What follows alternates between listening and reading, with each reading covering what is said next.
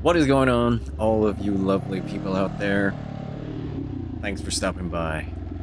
This is reason number 3 why low speed technique matters. And this one is a little bit different. I saw this clip on Fail Army the other day, and I think this might be one of the best evasions I've seen online. So I just had to talk about it. Check it out.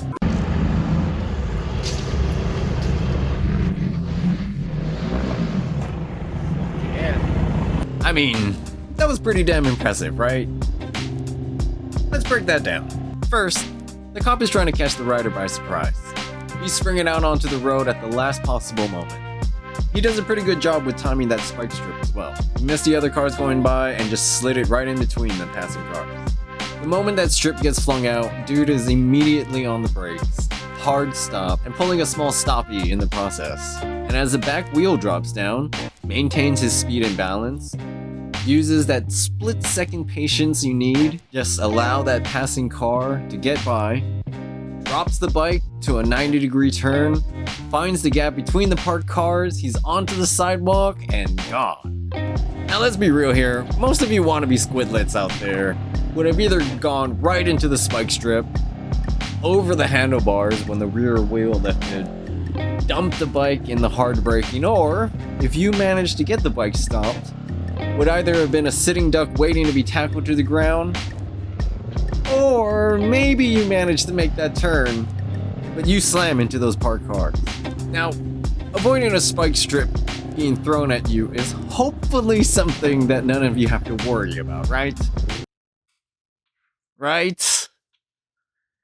But let's imagine that instead of a cop, it's a little kid that gets away from a parent.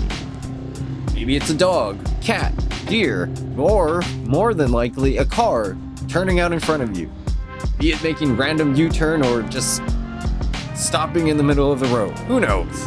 Whatever the case may be, and again, hopefully it's not a spike strip that you're worried about. Only by practicing your low-speed technique can you ever hope to become this maneuverable on your own. This doesn't just apply to the speed addicts out there either. Even if all you want to do is cruise down the road and enjoy the ride, being able to maneuver around cars and obstacles is not just a lifesaver, it's incredibly useful for simply becoming a better rider. Without practice, a motorcycle will feel at its most unstable and off balance at lower speeds.